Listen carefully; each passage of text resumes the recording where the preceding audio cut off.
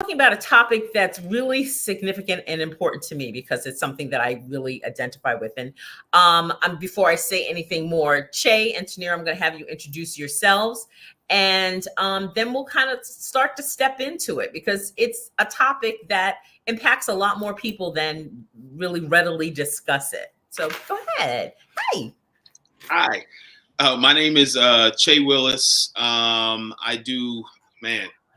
So I do sales for a corporation, and then I also have real estate on the side with my wife, and then I also family to living paycheck to paycheck, live the life that they want to live through budgeting and investing as well. And my wife and I have been married for 18 plus years.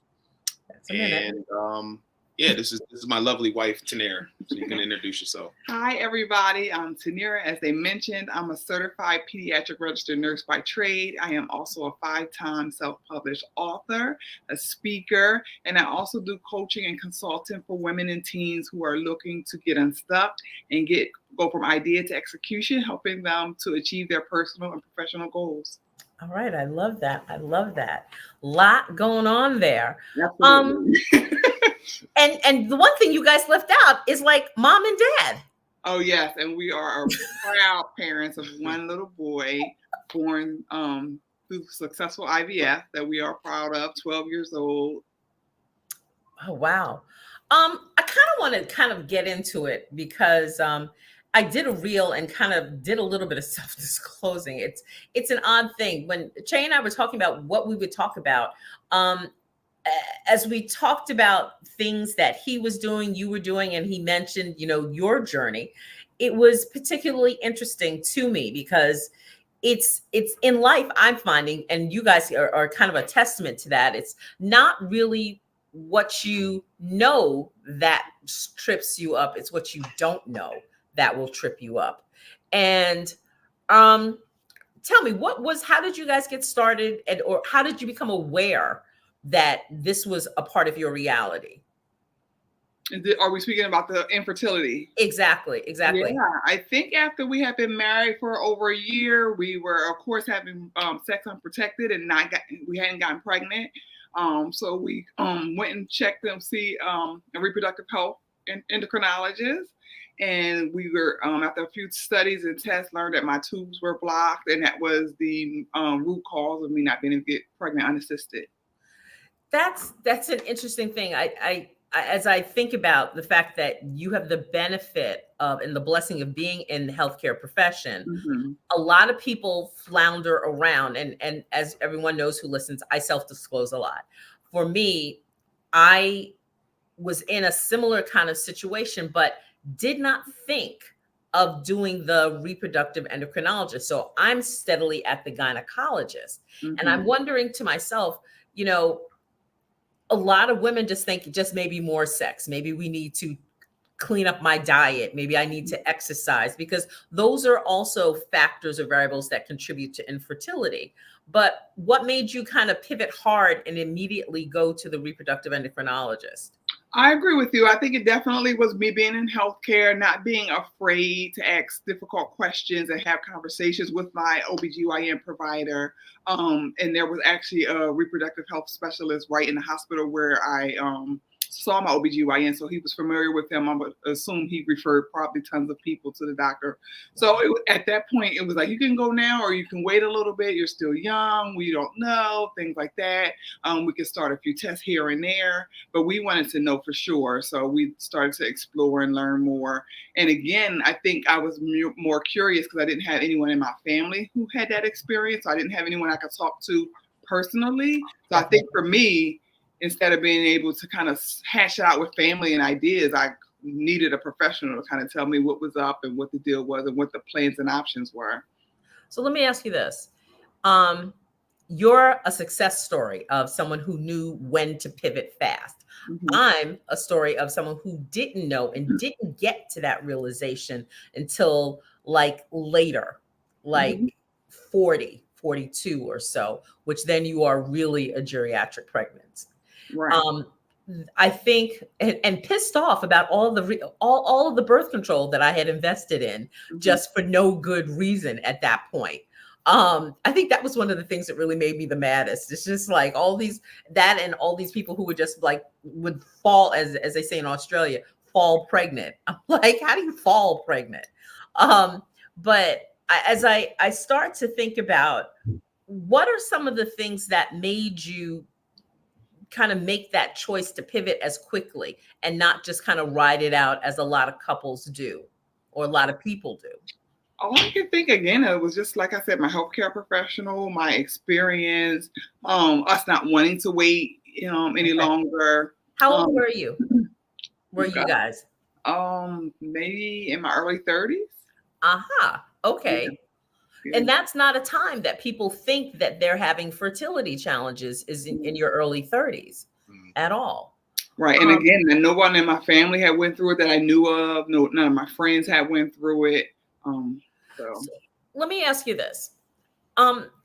Is this something that do we find, and I'm thinking about statistically, are we seeing that more women in the African-American community are contending with infertility as an issue? Or is this something that kind of skipped over us and that now we're starting to, because of either diet, obesity, smoking, alcohol, lack of exercise, things like that, this is now becoming an issue for us, and stress? It's my opinion. Of course, I don't have data and research that shows it. I don't think it skipped over us. I think we didn't talk about it. We hid it. We just, through adoption, through foster care, through saying I don't want any kids. I don't think if I think back now, like I said, I don't think I knew anyone, but I think back now, I did know people who never talked about it. Interesting. Who found other ways to become mothers and things of that sort, because I do know a whole bunch of Black women now that go through it. I've never been in a room where there hasn't been a woman who's had a miscarriage or endometriosis or fibroids or loss of kids or all kinds of PCOS, all types of things, but no one talked about it. So I don't think we skipped over it. I think we hit it. Do you think that a lot of you touched on fibroids, and fibroids is a big, I don't want to call it a health concern or health issue, but it kind of is in our community, more so in our community, that I think as you get caught, I know I got caught on that fibroid hamster wheel of a myomectomy here, a myomectomy there, a laparoscopic myomectomy there, that I don't think the conversations that we have with our providers really give us the insight to say that the more they go in there and cut up and cut around, that too diminishes your chances or your opportunities of getting pregnant as well, because they're fiddling with that, the natural state of what you're working with in there. Let me ask you this. Having been on that side, starting this at 30 and you guys went through IVF, what are some of the questions or some of the things that people should be asking their providers as they start to notice things? Or what are some things that they should look out for? I guess better question as well. Yeah, I would think early on, practicing safe sex practices, avoiding STDs, don't ignore heavy periods, don't ignore severe cramping, don't ignore fibroids. I remember in my early 20s being told fibroids and cysts were normal. They'd come and go. Don't worry about it. Yep.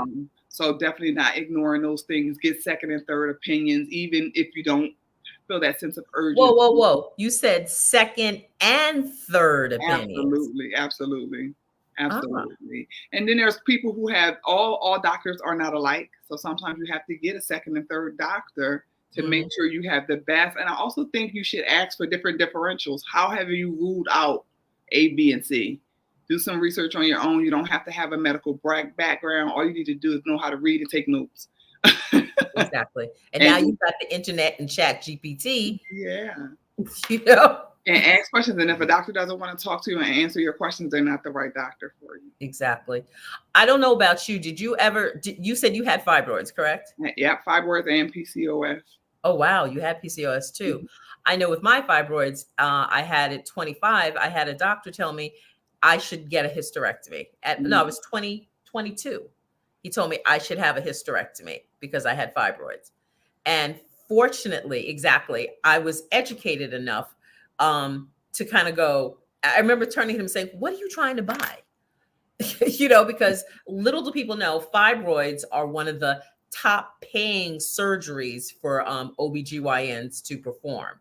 Hysterectomies and followed by myomectomies in terms of that payout. They make a lot of money on those. Hey, Instagram, I'm going to let you guys go as we go. We're not kind of getting hot and heavy or down and dirty, but hey, if you want to follow us over on YouTube, come on over, join the conversation over there. I'll speak to you guys later. Well, I'm back over here.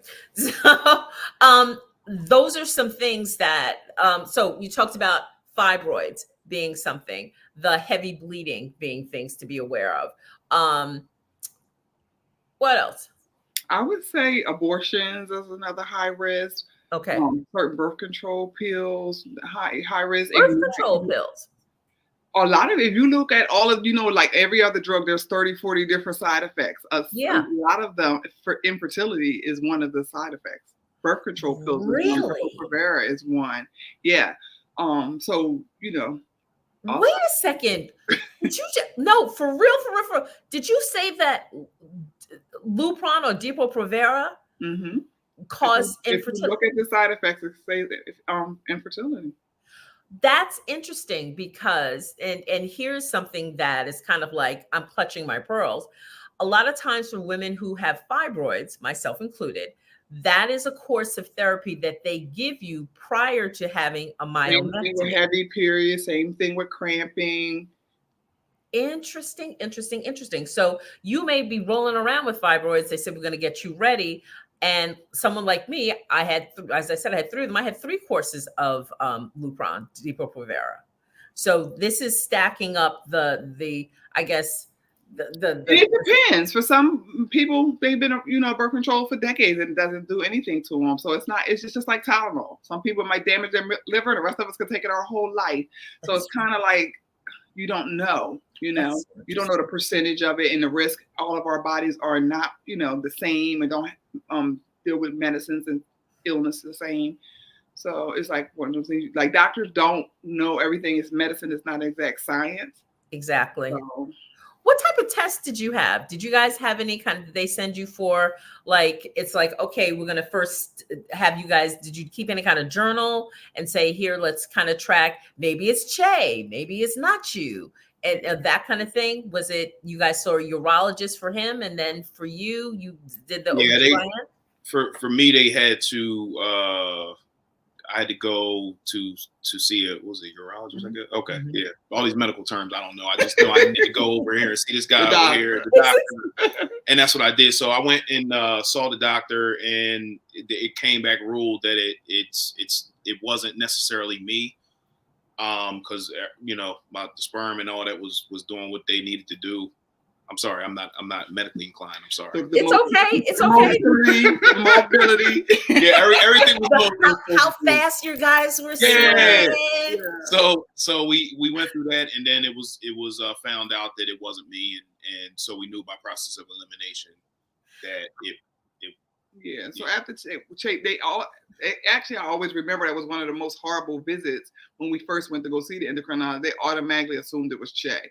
He went straight in on Che, told him about his, his mobility and production. But of course, like Che said, after we did all the testing, he was totally fine. And of course, now I'm sitting there feeling like a target is on my forehead, my chest, my back, and everywhere is feeling awful. But yeah, after that, we did ultrasound, all types of blood tests, all types of, we did something called an HSG, where you get the IV fluid shot up your fallopian tubes, biopsies, cultures, all kinds of things.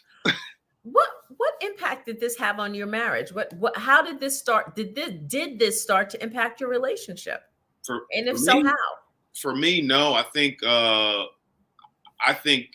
as a woman, you obviously want to be able to bear children, and I think from what I remember, it was hard for her on certain things, but it wasn't necessarily a thing for me, because I'm like, okay, well, this is what we got to go through in order to have a child.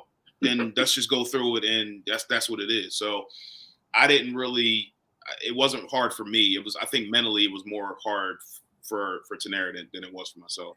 Yeah, definitely mentally and emotionally for me personally, not so much on our marriage. He was very supportive. He used to do the injections with me. He went to most of the appointments with me. When we got to talk about costs, because we didn't have medical insurance that covered it, he was on board on, how we was going to pay for it and things like that.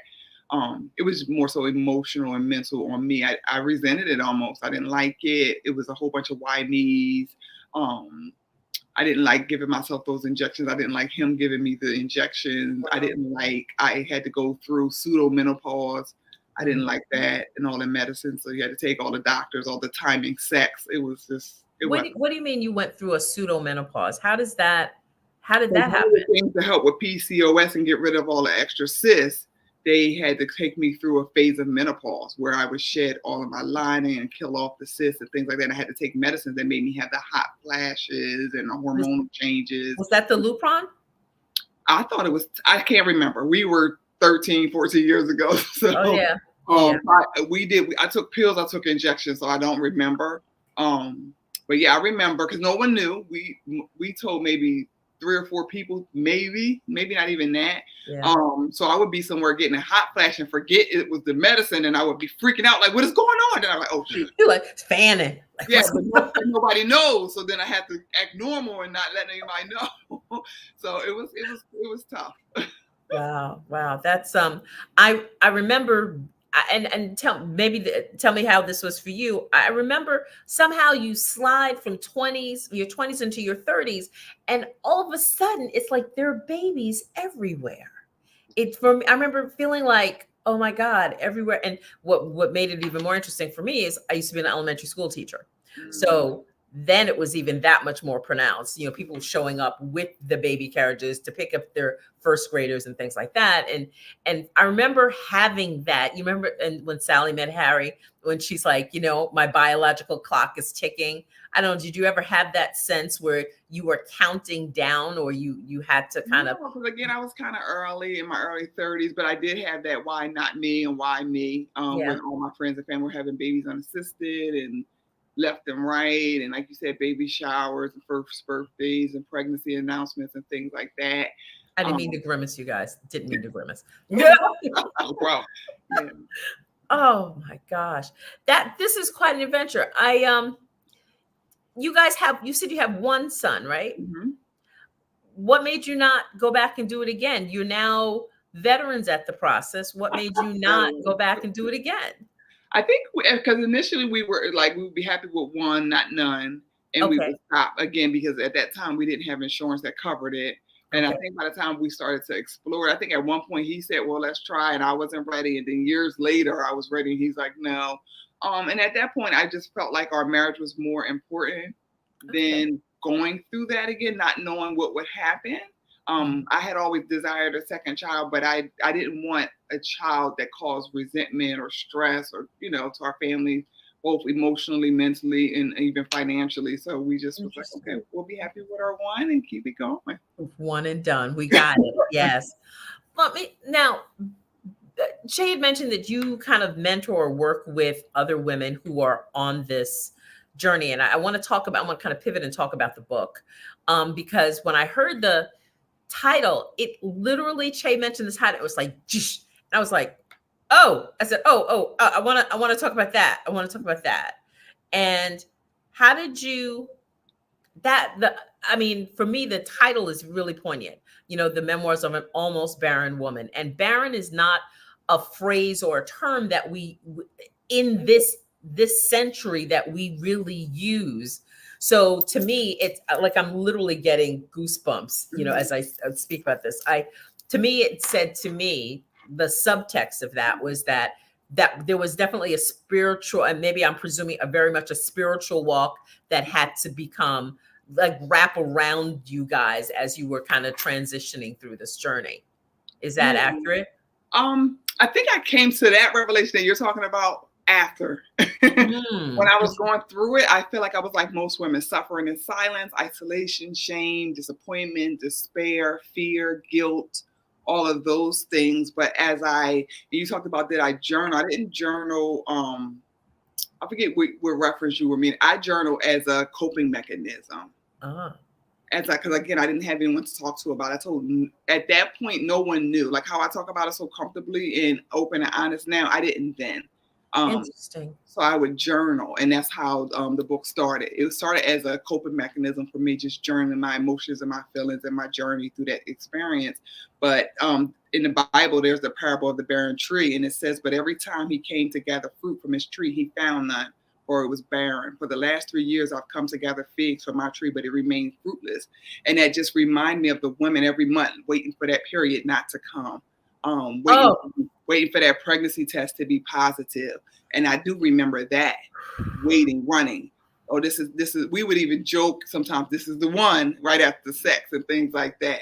I know I did it this time. I had to be the one, but it wouldn't be the one over and over again. The pregnancy test was always one line over and over again. The period came again. So that's why the parable of the barren tree came personal to me, about that constant cycle of not bearing fruit and desire. I think that women who have never struggled to get pregnant there's the anticipation of peeing on that stick and watching for those numbers, but to kind of wait and think, well, maybe it's a little late, and then all of a sudden it's just like, are you kidding me? Yeah, that emotional roller coaster. Exactly. And before, when you were in your 20s, resentful of, I can't go to the beach, I can't wear my bikini. Now you're like, damn, it's like, why can't you just go where you need to go? Mm-hmm. And it's a whole different set of emotions. So as when you wrote the book, when you went back and reviewed your journal,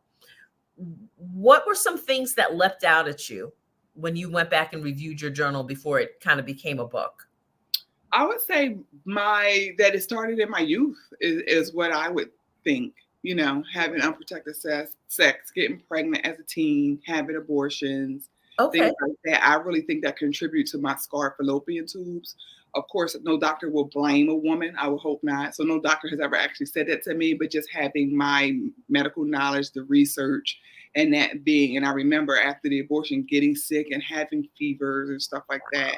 So I truly wholeheartedly believe that's where my scarring came from.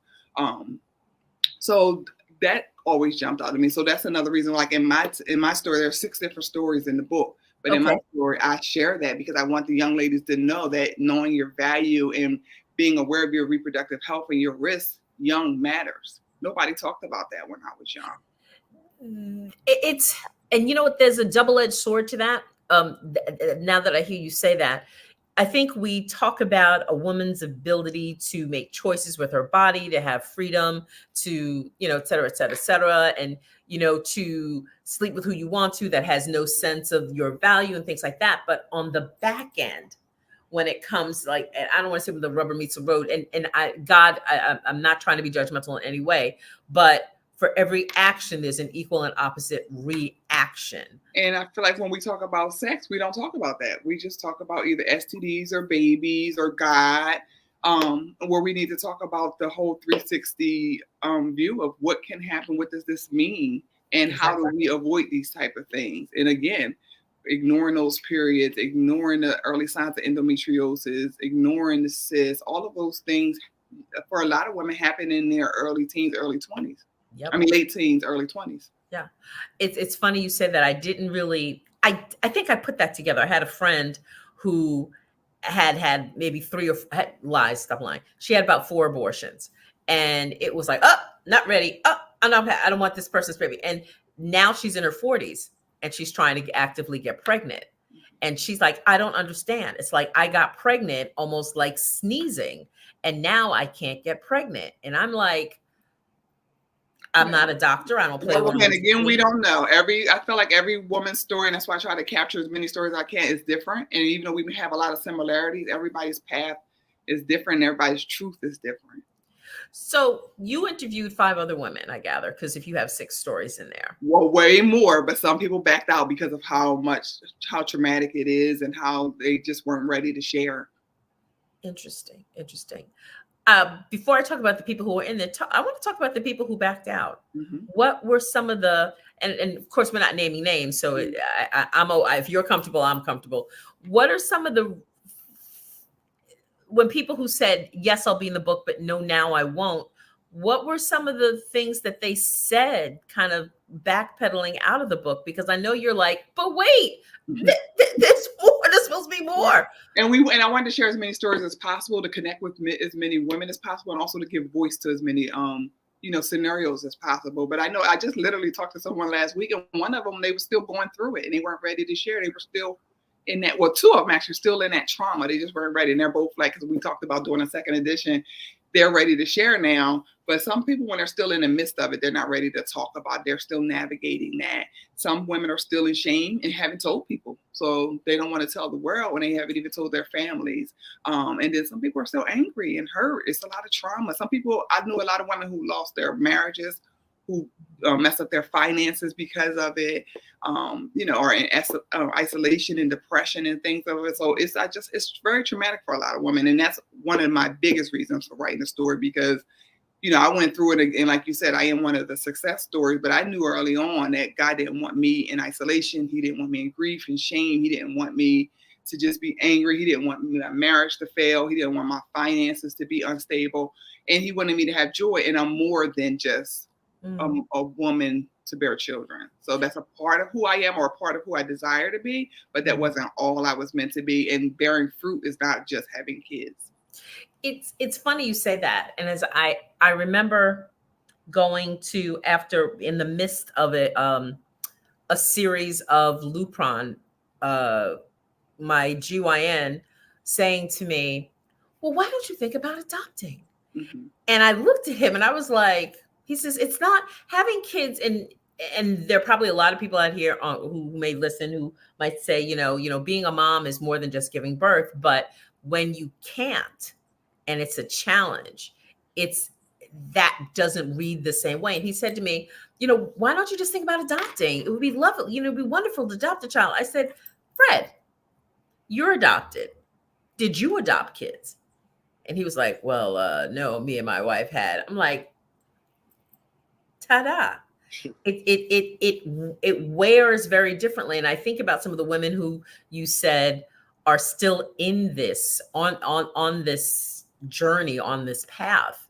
Do you ever suggest to women to give up, to stop, to, that I don't think this is, it's going to happen for you? Or how do you coach or advise women? Is there a point? Well, definitely not just like that, because I think that's going to get you hurt. Well, I've had people say, don't you think you tried enough? We had enough sex before. Fred is not alone. I have actually one of the women that's in the book who I hurt her very deeply years ago by saying, just go have one on your own. And she's a Christian woman who was waiting on God and believing God and feeling like she was doing everything the right way. So she felt like it was like a stab to her. We had the conversations years later when she was ready to talk. Sometimes it takes a long time. And fast forward, tomorrow is her adoption ceremony for her 2 kids. But it took her, everybody has their own journey. And that's why I wanted to say our journey. We all have our own journey. Some people never get there, because for some people it's bearing the child. They want to carry, they want to bear. It's not just having the child. So I think it's personal for each person. And what I've learned from that mistake in others is to ask them, what do you want? What part of that is most important to you? Because is it just raising a child, or is it carrying a child yourself, delivering a child? As you say that, I have to really wonder if that's what makes it, one of the things that makes it hard, because I remember having very bad fibroids, very, very bad fibroids, and being on a bus stop on Madison Avenue. And I had this cashmere coat on and I had it belted in the front. I never did it after this. This woman comes, this very nice white woman comes over to me and she says, oh, when's the baby coming?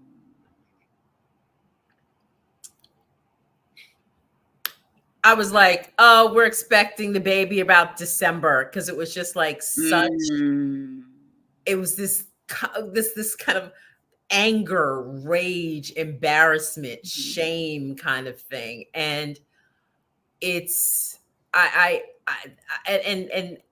think of the things that women can have. And I think, as I'm thinking this, I'm thinking of Hasidic women.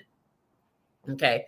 Hasidic women are kind of, as girls, they're kind of I want to say programmed, for lack of a better word, that part of your role and your purpose is to be here and to bear fruit, to be a wife and to have children.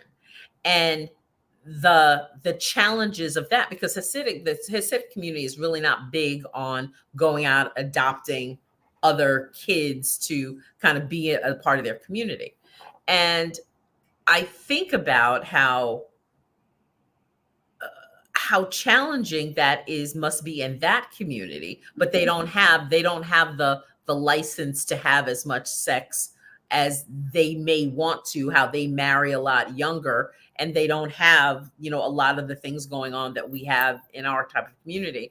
So I say all of that to say, I think innately everybody has that desire to have their own, to have that person that looks like you, to have that little you, that sense. Your mother, as your mother might have said to you when you were little, I hope you have someone that looks just like you, that acts just like you. But then when you can't produce that person that looks like you or acts like you, it's a different level of challenge. And it takes a lot. Like, that's why I'm kind of interested in the people who said no, who are still in it. When do you give up that part to have a mini me? I don't think anyone gets to decide that for anyone else. But for me, when you talk about how do I counsel or coach or give feedback, if you're losing your peace, if you're losing your joy, if you're losing your relationships, then maybe even it's not the time to give up, but it might be the time to redirect that desire to somewhere else until you can figure out how to get back on that journey. Because I don't feel that's not healthy. Yeah. This is one of those things that starts people like you guys did. You kind of start to in your 30s, you're like, yeah, wait a minute. There haven't been any oops or any kind of, okay, we had a scare. And then you slide into your 40s, and then your fertility level changes. You go from, good, we're in good shape, to, I remember my GYN saying to me, like, I was 35. He goes, well, is there anybody who you can get pregnant with? I'm like, sir, I'm not that kind of girl. Oh. Like, you got 6 months. You're like, I'm not even in a relationship. Like, that's what I said to him. He's like, do you know anybody? I'm like, dude. That blows my mind that even in 2023, they are still saying that to people. Yeah. They are. And you're still high risk after 35. I think that even needs to change. And I wonder, I know you're a pediatric nurse, and you see people kind of come in different kinds of states, and moms of different ages. Are you seeing more people coming in on the high end of that late 30s, 40s, 45? I think a lot of people are not trying to be pregnant teenagers anymore in certain communities. Of course, in other communities, it's still kind of prevalent. So you do see a lot more people 30 and 40 getting pregnant, and some are doing their own, some are doing IVF. And a lot of women now are more educated, so they're freezing eggs, they're getting surrogates, they're doing different things, IUI, different things. So what's IUI? When you just get the intrauterine insemination versus the intravaginal. All right, so I just want to kind of stop for a quick second and just do a little bit of med term here. So we talked about IVF. And that's the in vitro fertilization. Mm-hmm. And that's the most common. That's some of the oldest kind of I don't want to say techniques, but the more a procedure that's been around for a longer bit of time. The other one that you just mentioned, I'm not familiar with. So IVF, they do it outside of your body. They take the eggs and sperm, they go fertilize them, they wait to see them grow. But IUI, there's more implanting into your uterus. But they are doing more IUI now. It's a little less expensive. It's a little faster turnaround, things like that. But I'm no expert. Like you said, I'm a pediatric nurse. I'm not a fertility nurse or endocrinologist or anything like that. Just in my conversations and my reading and things like that, you learn. And some of my friends are going through it. Sharing the book and sharing my story. Of course, more stories come my way. Yeah, exactly. You hear a little bit more. You learn a little bit more. I kind of wonder to myself, are there any of those people who kind of gave up and said, hey, all right, mazel, I can't do it, I'm not going to be able to do it, and then turns up 45, 50 and ends up pregnant? I'm sure there's some. I have a girlfriend who had was on a journey a lot earlier than me to have kids. She was married and couldn't do it. Tried so many different things. Then she adopted. As soon as she adopted and stopped trying, she got pregnant on her own. I've heard several stories of that, people fostering as soon as they stop trying, because they also say that stress is a big part of infertility. So as soon as that stress goes away, that increases your risk of getting pregnant. Definitely. I'm sure there's some sprinkle of people in that age range that are getting pregnant. Definitely. So the people who are in the book, does everyone, no pun intended, does everyone have a happy ending? I think that depends on what you call happy. So in my book, there's different people who had their babies different ways. So I'll let you guys read the book to learn more about that. Okay. But there's still some people who had an idea of how they would become mother, who that idea didn't come into fruition, who are still struggling. All right. Jay, I want to talk to you about the man's perspective, because it's cool to give the injections. It's cool to be there at the appointments. But what's the conversation that you're having with your friends? How are you getting the support that you need? Or are your friends kind of saying, yo, man, when are you guys having kids? And is this something that you share, the challenges you guys are having? Do you? Well, first of all, I don't know if it's cool. It's just something that, like, I'm the type of person that, like, what's the goal? What do we have to do? Okay. Let's get it done. Very goal oriented. And a process, man. Okay. For sure. But the thing is with me, like, guys don't really talk about those things.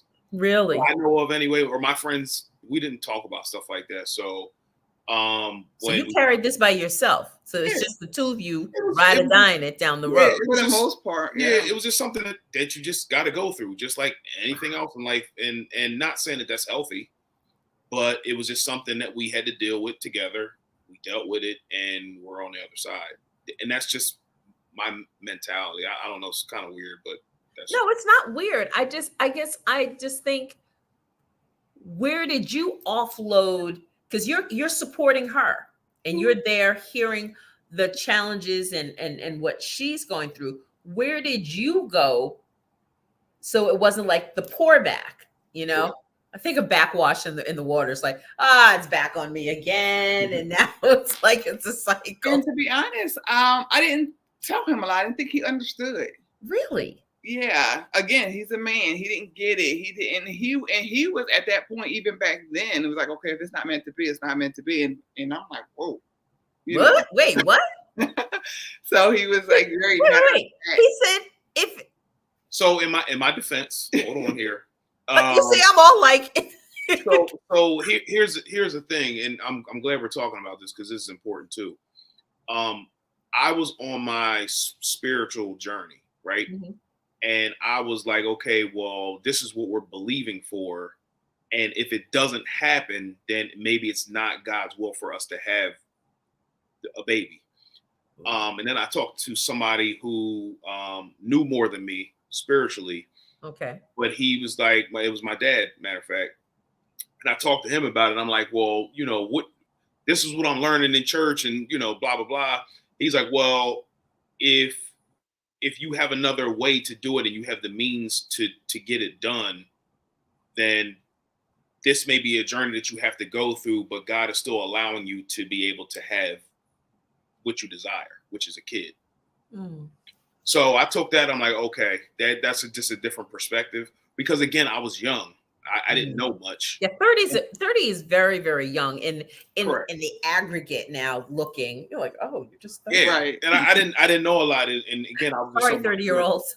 Yeah, my spiritual journey or whatever the case may be. So I just went to somebody who was a lot wiser than I was, and I'm like, okay, that makes a lot of sense. So let's rock out. I think that's cool. Yeah. I think about when you touch on you one of the things you mentioned was, in terms of your spiritual walk. I know I hear a lot of people who are disappointed. They struggle through, they trust God for a child, and then there's no child. And I think about what this does to some women and some couples, to their marriage and their spiritual walk. You know, that there's so much tied up in this. It's not, or conversely, it's that person who finally gets that child and then they lose the child. So it's like, is it better to have had that child and then lost that child? And then what does that do to your sex life?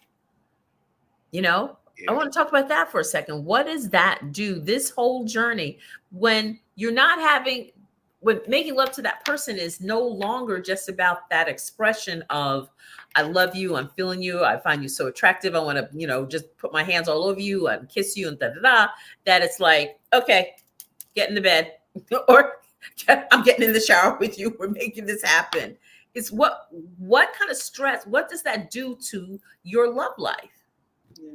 I think for us, again, we are one of the, I guess, luckier ones, where we only had to go through it for less than 2 years. Oh, Some really? people went through it 8, 10 years, you know, of that journey. So we didn't have that extended periods and multiple attempts. You know, I know people who've had IVF 8, 10 times, you know, so each time you go through that cycle, you have to go through that time sex stuff. So each time it's stress and becomes robotic. I think just because we only had to go through that one cycle where we had to have time sex one time, it wasn't, I can't say it was exciting. It was only one time?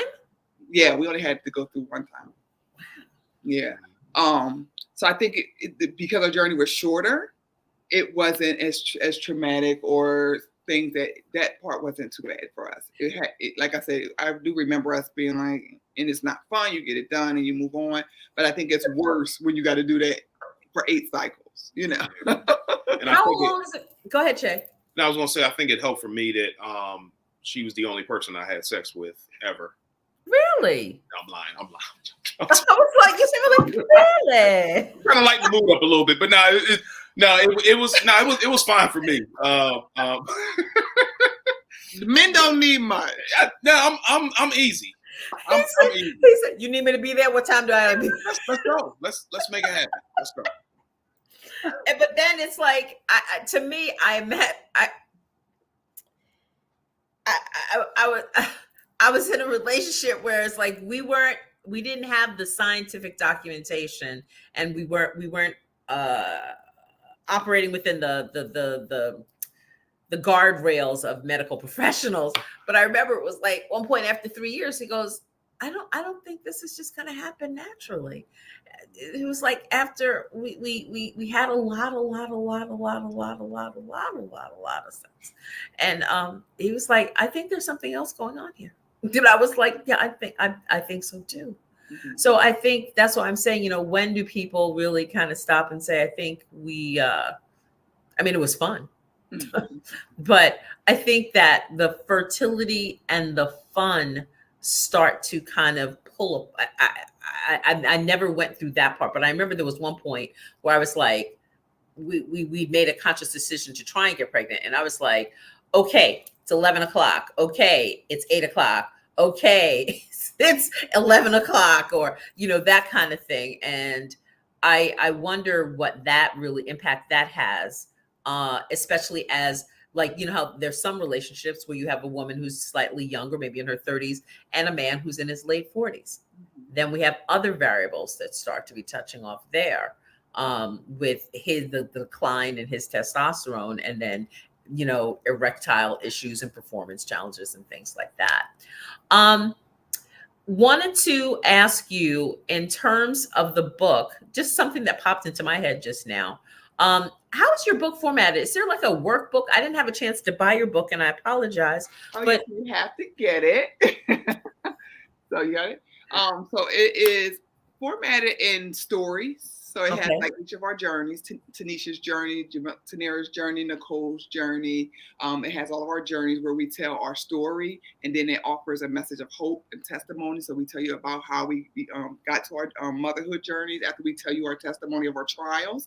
Mm-hmm. But then there's resources, there's funding, and there's a journal in the back. So I just shared some of the like some of the employers that I know pay for it now, that some people don't know, because there's women that are literally quitting their job that they've been at for years, and now I'm going to go work at Starbucks, or I'm going to go work for Facebook, or I'm going to work for Amazon, because I know they pay for fertility care. different grants and stuff that I became aware of at the time of writing the books and things like that. So I tried to, some of the things I didn't know about, like I said, we paid cash, but back then I'm sure there were other grants and programs and stuff that we could have researched, because when we were considering it later, I found there was tons of it. I feel like once you start researching, it becomes like a rabbit hole. And people don't know that. Yeah, and I would encourage people, because I do know this too. There may be a lot of these fertility grants have criteria, but a lot of people aren't applying for them. So I do know people who get it even though they didn't fit the criteria, because there aren't many applicants. So apply anyway. If you're listening and you're wondering, this doesn't fit me. One of my very close friends, the Cade Foundation was giving away a grant 2 years ago. Which foundation? Cade, CADE, and it's a Black woman as a founder. She knew I was doing this work, and she is, I think, one of the people I share as a reference in the book. And she says, please send this out to your community. And I sent it to a very close friend of mine, and she was like, I don't fit this such and such. And I said, do it anyway. And she was one of the grantees. And she was able to get one round on them. So I would say just apply anyway. Apply as often as possible. Apply to as many. How much does a round of IVF or I think it could be from anywhere from 5,000 to 20,000, just because there are so many different pieces. How many medicines you need, and then because infertility is based on each person's issue. Is it, your tubes? Is it your cervix? Is it your uterus? Is it your eggs? Is it the man? Is it genetics? Because there's so many different things, there's not one set rate. Just depending on how much support you need, how many services, how many treatments, how many medicines. Will they age you out of that? I don't know if they age you out. I know a lot of these grants age you out. Man. I know they let you know how much risk or what the probability are it gets worse the older you get. I think the last time we went, like, I don't know, maybe like 38 was when we were, well, maybe when I was considering it the last time, and they didn't tell me I couldn't come at 38. They told me all the other awful things about being high risk and my age. Party for the party, ma'am. Yeah. My age not possibly being viable or not enough, but that was all fine, actually. I didn't go that far to see that I did have healthy, viable age, things of that sort. But your first consult, they give you worst case scenario. Okay. So first steps for somebody who is considering this. I love the way your book is formatted. I love the story, the fact that there's an encouraging word, and then you have the resources. If someone's looking now and before they get your book, what are some of the first 3 things or the first 4 things that they should do if they're like, hey, look, I've had quite a bit of sex, nothing is happening, unprotected sex with one, however you want to serve it up. What are the first 3 things that they need to do in order to start to kind of make this a reality for them?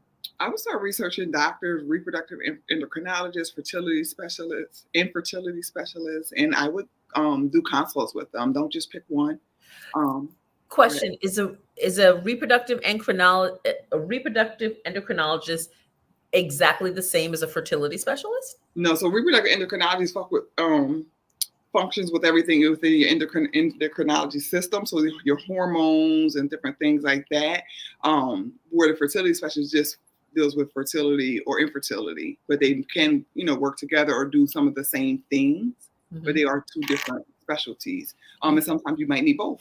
Okay, good. I wanted to get that out of the way because we talked about reproductive endocrinologists at the very beginning of our conversation, but I wanted to make sure that as you're starting to do this deeper dive, taking away that different specialties. Don't be afraid. As Tanerra said, don't be afraid to fire people. She said it nicely. She said it, get a couple of different opinions. I'm just going to tell you it in Karenese. Fire the person who is not doing or getting you what you need. And they're not listening to you or hearing you. Because a lot of times we know, like, this isn't right. This is what I'm feeling. This is what I'm experiencing. And if they're just trying to cover it up with medicines and things like that, that's a red flag. And I would say also, which I didn't know then, I would get a genetic test. A lot of times for women and men, it could be genetics, and you never know. You go through all those years of, procedures and spending all that money, and genetically you can't have a baby viably.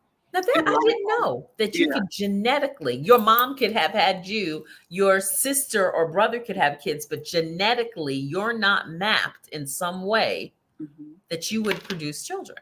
yeah. And I would say a lot of people, if you keep losing babies, sometimes that could be something genetically too. So that's not important to get that genetic testing. Interesting, interesting, interesting. And one other thing, don't just the woman go. So with infertility, a third of the causes is women, a third of the causes is men, and another third is both. So it's equal opportunity. So don't. I know a lot of men sometimes with ego and pride. Thankfully, Che wasn't like that. He, like I said, he went first. You're lucky you got a good But I guy know right some there. women, their husbands have not done any testing. They don't want to, do anything. Of course, it can't be them. They're not open to different things.